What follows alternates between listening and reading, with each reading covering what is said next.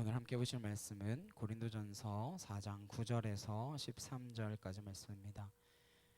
고린도전서 4장 9절에서 13절까지 말씀 함께 한 목소리로 합독하도록 하시겠습니다. 내가 생각하건대 하나님이 사도인 우리를 죽이기로 작정된 자 같이 끄트머리에 두셨음에 우리는 세계 곧 천사와 사람에게 구경거리가 되었노라.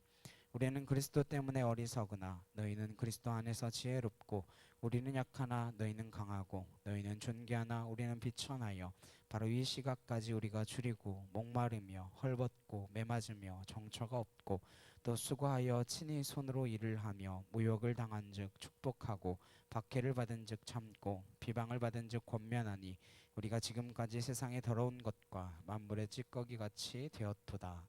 아멘. 본을 받아 라는 제목으로 함께 말씀을 나누도록 하겠습니다. 지난주는 교회의 직분에 대해서 또 역할에 대해서 우열이 있느냐 높낮이가 있느냐 하는 문제에 대해서 말씀을 나누었습니다. 누가 누구를 잘했다 못했다 이렇게 판단할 수 없다. 우리는 하나님의 교회 안에서 함께 지어져가는 집이기 때문에 필요 없는 사람도 없고 쓸모없는 사람도 없다. 이런 말씀을 나누었습니다. 그래서 마지막 결론이 말씀 밖으로 벗어나지 말라라는 것이었고 그 말씀의 주제는 그리스도의 십자가였습니다. 그리스도께서 우리를 죽으셨다라고 하는 사실이 우리 모든 사고의 기초이고 출발입니다. 그렇기 때문에 우리는 누가 누구보다 높고 누가 누구보다 낫다 이런 개념이 있을 수 없다 그런 말씀을 드렸습니다. 오늘은 사도 바울이 사랑을 담아서 따끔한 충고를 하고 있습니다. 보진 않으셨는데 바로 위에 오늘 본문 위에 있는 8절 함께 보도록 하시겠습니다. 시작. 너희가 이미 배부르며 이미 풍성하며 우리 없이도 왕이 되었도다. 우리가 너희와 함께 왕 노릇하기 위하여 참으로 너희가 왕이 되기를 원하노라. 이 말의 요지는 이런 거예요. 너네가 진짜 왕이 되기를 원한다 이게 아니라 약간 비꼬는 거예요. 이미 너희가 배불렀구나. 이미 부요했거나 마치 왕이 된 것처럼 너희가 그렇게 행세하는구나. 그러면 고린도 교회 성도들은 왜 그런 생각을 가지게 되었을까요? 아시는 대로 고린도 교회는 그 지역 자체가 발달되어 있고 물자가 굉장히 풍부한 도시였습니다. 게다가 그 도시는 사람들의 지적인 욕구가 왕성했던 도시였기 때문에 교회 안에 있는 구성원들도 굉장히 인텔리한 사람들로 모여 있었습니다. 거기다가 고린도 교회에는 하나님께서 많은 은혜를 주셨습니다. 그래서 세상적 능력을 가진 사람도 많았고 성령의 은사를 가진 사람은 특별히 더 많았습니다. 그러니 서로 얼마나 잘났겠어요. 이 잘난 게 주체가 안 되는 거예요. 그래서 스스로 굉장히 만족하고 있습니다. 이런 식이 된 거죠. 교회라고 다 같은 교회 아니다. 우리 교회가 대단한 교회. 우리 교회로 말할 것 같으면 누구도 나오고 무슨 장관도 나오고 무슨 국회의원도 나오고 우리 교회 담임 목사는 무슨 학위를 가졌고 이런 식으로 세속적 스펙이 교회의 가치가 되었던 것입니다. 그래서 사도 바울이 이렇게 이야기하는 거예요. 너희가 이미 배불렀구나. 이미 풍성해 있구나. 이런 유사한 교회가 계시록에도 하나 등장을 해요. 어느 교회인가요? 라오디게아 교회입니다. 라오디게아 교회도 그 위치 자체가 고린도 교회와 비슷했어요. 상업도시이고 무역도시여서 돈이 많았고 특별히 그 도시는 당대에 유명한 의과대학이 하나 있었습니다. 그 의과대학에서 안약을 생산했어요. 그 지역이 눈을 고치는 원료가 많이 생산되는 지역이었다고 합니다. 그래서 안약이 수출되는 지역이었습니다. AD 17년경에 그 지역에 큰 지진이 났어요. 너무 피해가 심하니까 로마 정부에서 지진 피해를 입은 지역마다 엄청난 재정 지원을 계획했습니다. 도시마다 재정 지원을 얼만큼 해주십시오 이렇게 신청을 했는데 유일하게 우린 도와주지 않아도 됩니다. 그랬던 지역이 라오디게아 지역이라고 합니다. 그만큼 돈이 많았어요. 고린도 교회이든 라오디게아 교회이든 하나님의 은혜에 덜 목말라 했습니다. 절실함이 없었죠. 그래서 항상 이성적인 것을 찾고 교양을 찾고 그런 분위기였습니다. 그랬을 때 여호와의 사자가 라오디게아 교회를 향해서 뭐라고 지적하는가 하면 요한계시록 3장 20절에 보면 내가 문 밖에 서서 두드리노니 내 말을 듣고 문을 열면 내가 너로 들어가 더불어 먹고 너는 나로 더불어 먹으리라. 그런 말씀을 하세요.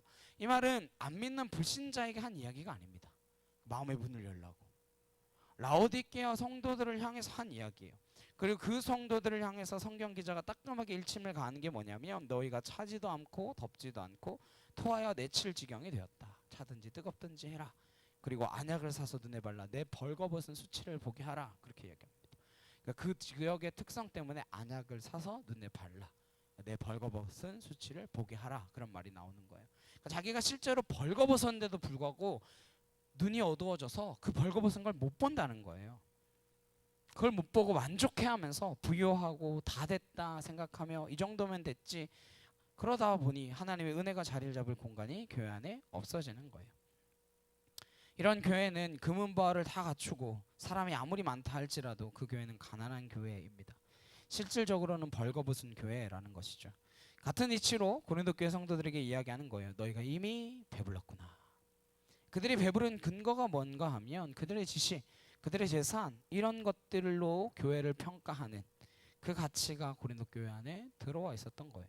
사도 바울이 반어법 써서 이런 표현을 하는 거예요. 9절에 내가 생각하건대 하나님이 사도인 우리를 죽이기로 작정된 자같이 끄트머리에 두셨음에 우리는 세계 곧 천사와 사람에게 구경거리가 되었느라. 누구를 가리켜 한 이야기입니까?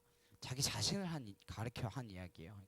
그러니까 우리를 죽이기로 작정된 자같이 끄트머리에 두셨음에, 끄트머리에 두셨다, 끄트머리에 뒀다라는 것은 로마 시대의 전쟁의 장면을 떠올리게 하는 말입니다. 로마는 전쟁을 많이 했잖아요. 그러면 승리를 하고 돌아올 때 퍼레이드를 합니다. 전쟁에 참전했던 병사들이 로마의 시내로 들어와요. 그때 승리한 개선 장군이 앞에 탁 서고 뒤에 이렇게 줄줄이 병사들이 따라오고 노획물들을 쫙 끌고 옵니다. 그 맨 끝에 누구를 두냐 하면 전쟁터에 붙잡은 포로를 맨 끝에 둔대요. 일부러 안 죽이고 데려와요. 그러고는 사람들 앞에서 구경을 시키고 그 다음에 죽입니다. 또는 노예를 삼거나. 그러니까 끄트머리에 둔 자들은 죽이기로 작정된 자들이고 구경거리가 되는 자들입니다. 그러니까 이 말은 그 당시 로마 시대의 전쟁 뒤에 벌어지는 퍼레이드를 떠올리게 하는 표현이에요. 사도 바울이 왜 이 이야기를 하고 무슨 이야기를 하고 싶은 것인가? 고린도후서 11장 22절에서 33절을 우리 같이 한번 보시겠습니다. 좀 긴데 천천히 고린도후서 11장 22절에서 33절 함께 보도록 하시겠습니다. 찾으셨으면 함께 읽겠습니다. 시작. 그들이 히브리인이냐 나도 그러하며 그들이 이스라엘인이냐 나도 그러하며 그들이 아브라함의 후손이냐 나도 그러하며 그들이 그리스도의 일꾼이냐 정신없는 말을 하거니와 나는 더욱 그러하도다.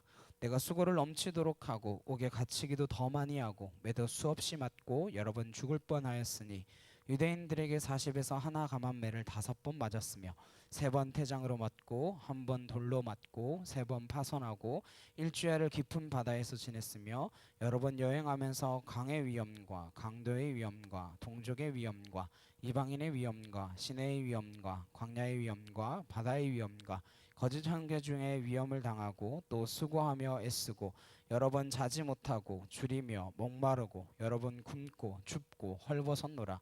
이 외의 일은 고사하고 아직도 날마다 내 속에 눌리는 일이 있으니 곧 모든 교회를 위하여 염려하는 것이라. 누가 약하면 내가 약하지 아니하며 누가 실족하게 되면 내가 애타지 아니하더냐. 내가 부득불 자랑하실진대 내가 약한 것을 자랑하리라. 주 예수의 아버지 영원히 찬송할 하나님이 내가 거짓말 아니하는 것을 아시느니라. 다메섹에서 아레다 왕의 고관이 나를 잡으려고 다메섹 성을 지켰으나 나는 광주리를 타고 들창문으로 성벽을 내려가 그 손에서 벗어났노라. 이 본문이 말하고 싶은 흐름을 이해하실 필요가 있습니다. 나는 이렇게 고생했다, 막 그걸 이야기하고 싶은 게 아니라 처음에 사도 바울이 자기 스펙을 이야기하죠. 너희가 히브리인이냐? 나도 전통 히브리인이라. 내가 많이 배웠느냐? 다른 데 보시면 나는 가말리엘 문화생이다, 그런 이야기합니다. 고린도 교회 성도들이 뭘 가지고 자랑했습니까? 세속의 가치를 가지고 자랑했어요. 신앙생활은 결국 두 가지입니다. 이걸 가지고 자랑으로 가느냐 아니면 은혜인 줄 알고 가느냐, 이 두 가지예요. 근데 고린도 교회 성도들에게 주어진 많은 은사와 은혜들이 하나님이 거저 주신 것, 그러니까 은혜 그쪽으로 가지 않고 이게 자랑으로 간 거예요. 이 자랑은 결국 내게 근거가 있다라는 발성이고 이것을 보통 우리는 교만이라고 이야기합니다. 성도들의 신앙인식 세계가 그랬습니다. 그래서 바울이 이런 이야기 하는 거예요. 너희들이 그 정도로 대단하냐? 나도 인간적으로 그 정도로 대단하다. 그러면서 뒤에 쭉 열거된 이야기가 나는 구경거리처럼 죽이기로 작정된 자와 같이 포로 마냥 이렇게 당하고 이렇게 고난을 겪고 이런 비참한 모습으로 이 일을 감당했다. 그러면 우리에게 나중에 용기를 주려면 어떤 반전이 있어야 되잖아요. 그렇지만 하나님께서 내게 능력 주셔서 이렇게 당했었지만 마지막에 어떻게 했다? 다 접으수고 극복하고 이겨냈다. 이래야 말씀을 읽는 우리도 설교를 준비해서 전하는 저도 반전 있게 확고한 메시지를 전할 수 있지 않겠습니까? 근데 맨 마지막에 33절에 보니까 뭐래요?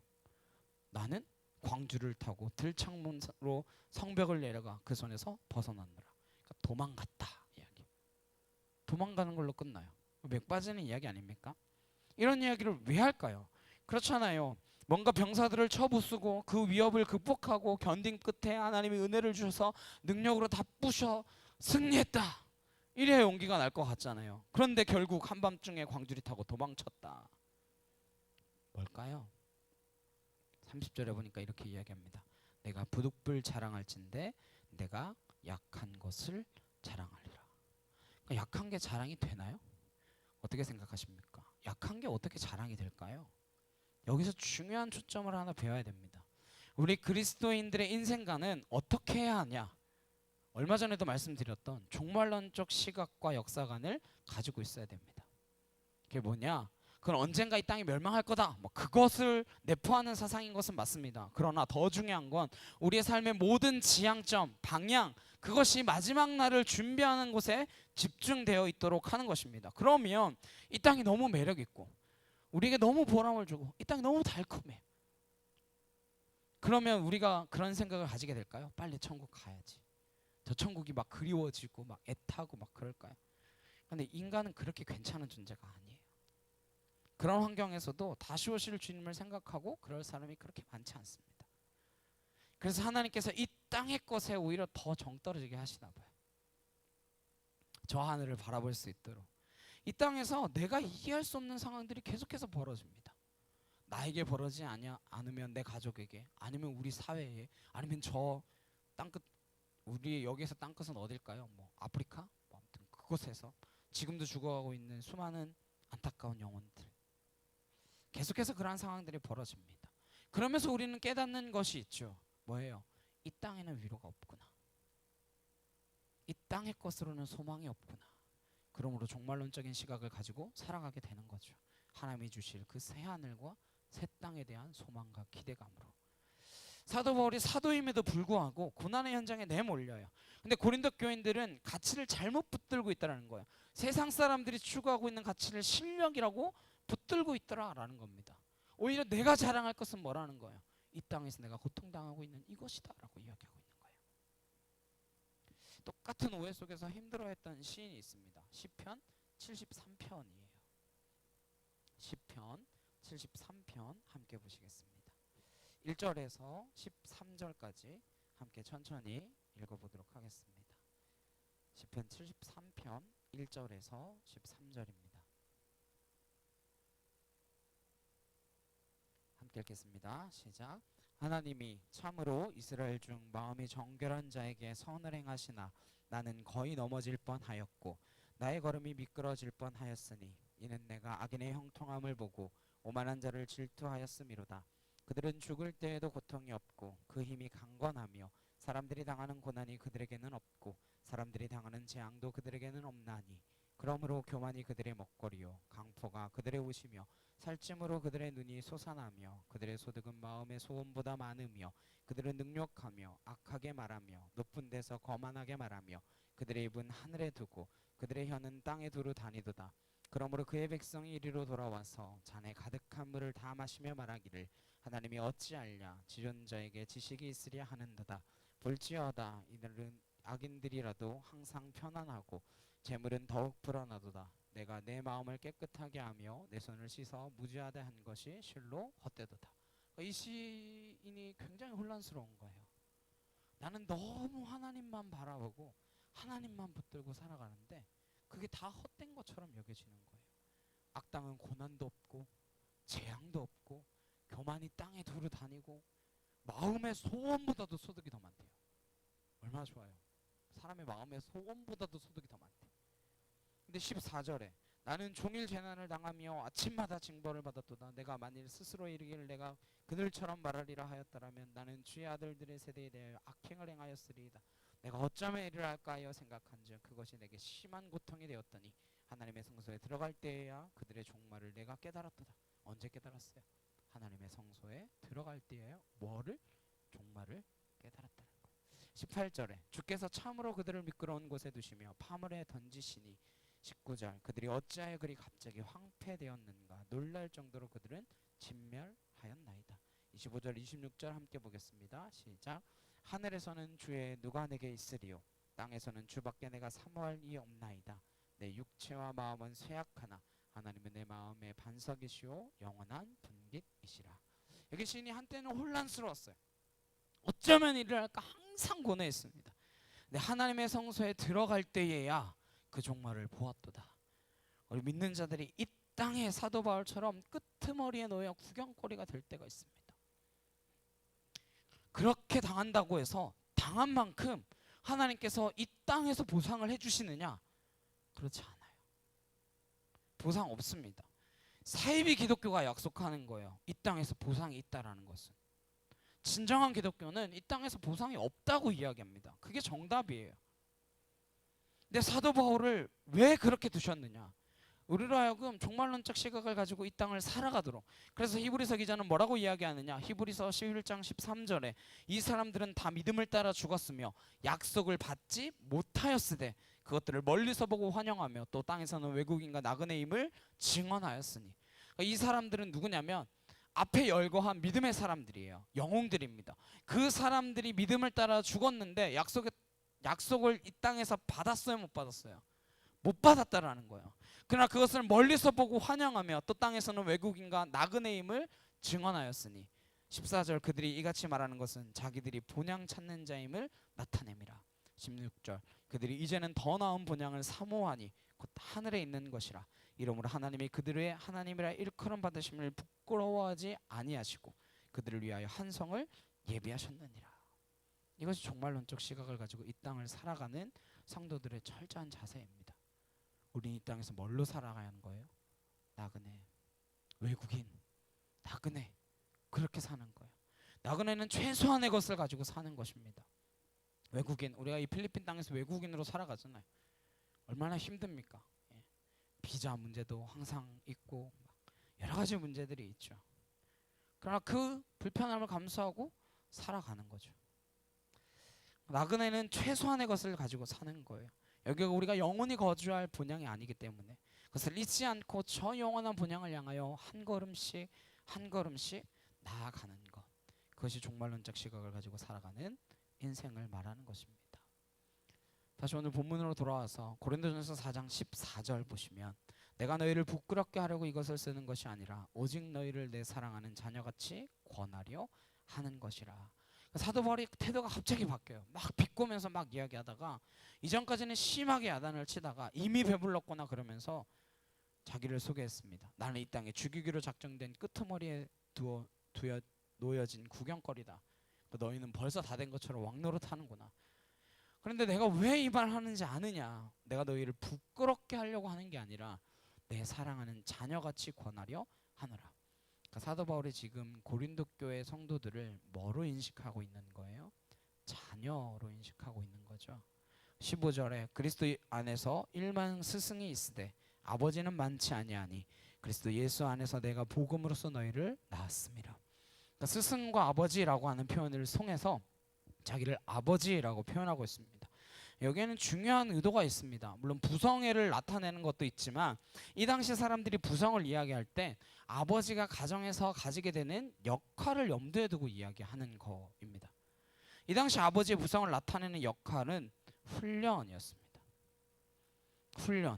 바로 이 부분을 사도 바울이 고린도 교회 성도들에게 강조하고 싶었던 거예요.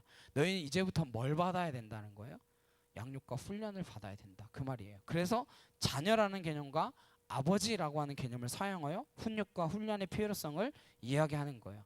왜 보시면 3장에 어리다라는 표현을 썼잖아요. 너희는 틀렸다 이러지 않고 어리다라고 했어요. 태어난 지 얼마 되지 않았다는 거예요. 그럼 태어났으면 이제 어떻게 해야 됩니까? 하나님의 말씀으로 훈련하고 훈육되어져서 자라가야 된다는 거예요. 헬라 시대의 아버지처럼 교회를 내가 훈육하겠다라고 하는 의미가 담겨져 있는 거예요. 여기 아버지라고 표현했는데 원문을 보시면 이 말이 무슨 뜻인가 하면 원래 아버지라고 하는 단어가 아니에요. 그렇게 번역했는데 당시에는 집집마다 노예들이 많았습니다. 그 중에 주인이 자녀들 양육을 위해서 머리 좋고 지혜롭고 똑똑한 노예를 뽑아요. 그래서 아버지 역할처럼 아이를 맡깁니다. 우리 아이를 잘 양육해다오. 아마 로마 시대 드라마나 뭐 그런 것들, 영화나 이런 것들 보면 아마 보셨던 분들 계실 거예요. 그러면 그 아이를 데리고 다니면서 모든 것을 아버지를 대신하여 훈련시킵니다. 그걸 말하는 거예요. 누가? 바울이 그 역할이다. 그 말이에요. 고린도 교회는 하나님께서 사도 바울에게 그런 역할을 맡기신 거예요. 하나님이 고린도 교회 성도들이 하나님의 자녀입니다. 그런데 그 자녀를 훈육하고 훈련시키기 위해서 사도 바울을 고용한 거야. 사도 바울은 하나님을 대리해서 그런 영적인 훈련을 시켜야 될 책임이 있는 것입니다. 그래서 자녀라는 개념과 함께 아버지라고 하는 표현을 쓰는 거예요. 여기는 반드시 훈련을 전제하고 있습니다. 교회는 제일 중요한 게 예배입니다. 예배에 목숨을 걸어야 돼요. 근데 예배가 수단이 되어서는 안 됩니다. 예배는 목적지여야 됩니다. 워십의 의미가 뭐예요? 가치를 그분께 드린다라는 거잖아요. 우리의 모든 결론은 예배를 시작해서 예배를 끝나는 것이 존재의 이유입니다. 인간의 창조 목적이 무엇입니까? 하나님께 영광 돌리기 위하여. 그게 예배잖아요. 그 예배와 함께 성도들을 구원받게 하고 예수를 믿게 했으면 장성한 분량에 이를 때까지 훈련시키는 거예요. 왜? 어린아이여서 단단한 식물을 먹지 못하니까. 그게 누구의 몫인가 하면 저와 같은 교육자들의 몫입니다. 그런 차원에서 목회자는 성도들의 영적인 건강을 생각해야죠. 사도 바울이 여기서 강조하는 것이 그런 거예요. 내가 너희를 아비로 만나겠다. 그 말은 부성의 사랑을 이야기하지만 훈련을 강조하고 싶었던 것입니다. 그리고 이렇게 이야기합니다. 16절에 그러므로 내가 너희에게 권하노니 너희는 나를 본받는 자가 되라. 여기서 제일 앞에 본이 되는 분은 그리스도입니다. 기준 그러면 뒤에 사람들이 쭉 서잖아요. 그러면 뒤에 있는 사람은 맨 앞에 있는 사람이 보이지 않습니다. 안 보이죠. 어떻게 해요? 내 앞에 있는 사람을 보고 줄을 맞출 수밖에 없습니다. 여기서 사도 바울이 이야기를 할 때는 시대적 이유가 있습니다. 이때는 성경이 완성되었을 때인가요? 안 되었을 때인가요? 아직 안 되어 있을 때였습니다. 게다가 교회가 이제 막 설립되기 시작하던 때예요. 그러면 교회에 법이 있나요? 뭐 내규 이런 게 있나요? 아무것도 없어요. 근데 사도들이 교회를 개척해서 하나씩 하나씩 교회를 세워가야 된단 말이에요. 그러면 성경이 완성되어 있기를 합니까? 교회에 무슨 법이 있기를 합니까?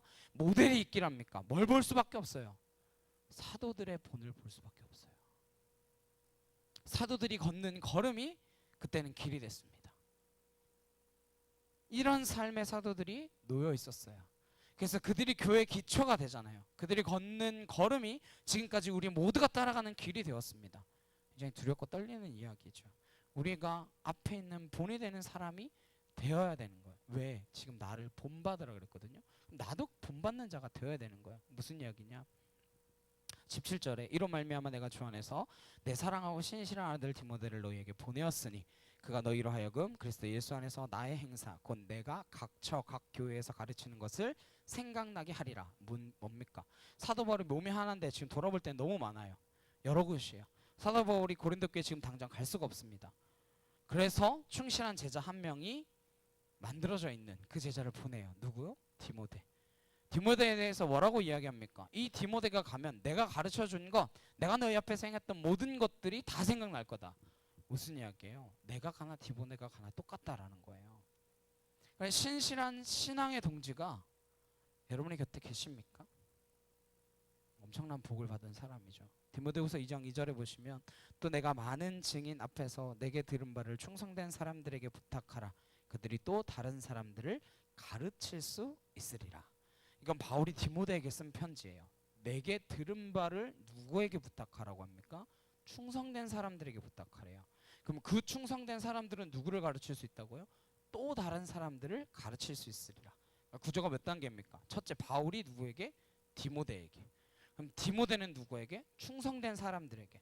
충성된 사람들은 또 다른 누구를 가르칠 수 있으리라. 이게 뭔가요? 제자의 원리입니다. 제자 훈련이라고 하는 것은 절대 프로그램이 아닙니다. 그리스도인이 되었으면 제자가 되어야 합니다. 그리스도인이 되었으면 누구나 제자가 되어야 합니다. 처음에는 무리로 오고 청중으로 와요. 청중 속에서 거듭납니다. 그러면 확신을 가지게 되죠. 그 확신을 가진 사람이 그리스도인입니다. 그리스도인은 그걸로 끝나는 게 아니라 모든 가치관을 다 동원해서 주를 따르는 제자가 되어야 합니다. 제자가 되면 충성된 사람의 그룹에 들어가죠. 그러면 그 충성된 사람들이 또 다른 사람들을 가르칩니다. 예수님도 3년을 사역하시면서 12명에게 집중하셨습니다. 그 12명이 지금 2000년 기독교 역사 속에 얼마나 많은 열매를 맺었습니까? 셀 수 없이 많은 열매를 맺었어요. 한 사람이 한 사람으로 끝나는 것이 아닙니다. 한 사람을 통하여 세계 복음화를 꿈꾸게 되는 것입니다. 누구든지 그리스도인이면 제자가 되어야 됩니다. 누구를 본받아? 원래는 그리스도를 본받아.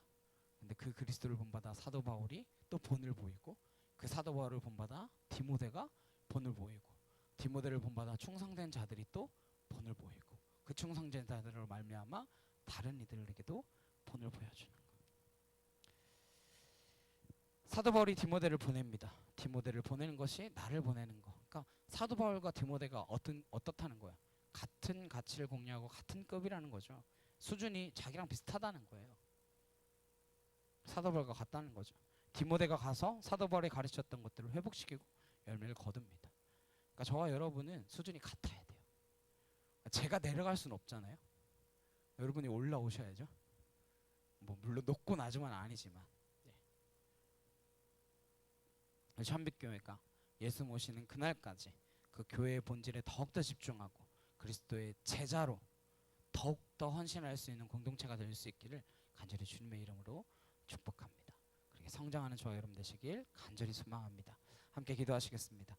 사랑과 능력의 주님 감사합니다. 우리가 그리스도를 본받아 나를 본받으라 말하는 사도 바울처럼 디모데를 보내며 그가 나와 같다라고 말하는 그 모습처럼 우리가 사도 바울을 본받고 또 우리의 모습을 본받아 제자가 만들어지고 그들을 본받아 또 충성된 이들이 만들어지며 하나님 그로 말미암아 아름다운 공동체가 세워져가는 하나님의 아름다운 교회, 세상의 지식으로 채워져 있고 세상의 능력으로 채워져 있고 세상의 가치로 채워져 있는 곳이 교회가 아니라 하나님의 은혜로 채워져 있으며 하나님의 사랑으로 가득한 정말로 훈련된 주의 거룩한 자녀들이 될 수 있도록 주님 함께하여 주시옵소서. 주님 사랑합니다. 감사합니다. 아름다운 교회가 우리를 통하여 이루어져 갈 수 있도록 주님 축복하여 주시옵소서. 감사드리며 예수 그리스도의 이름으로 기도드렸사옵나이다. 아멘. 주기도문으로 예배 마치겠습니다. 하늘에 계신 우리 아버지여, 이름이 거룩히 여김을 받으시오며 나라의 임하옵시며 뜻이 하늘에서 이루어진 것 같이 땅에서도 이루어지이다. 오늘날 우리에게 일용할 양식을 주옵시고 우리가 우리에게 죄 지은 자를 사하여 준 것 같이 우리의 죄를 사하여 주옵시고 우리를 시험에 들게 하지 마옵시고 다만 악에서 구하옵소서. 대개 나라와 권세와 영광이 아버지께 영원히 있사옵나이다. 아멘.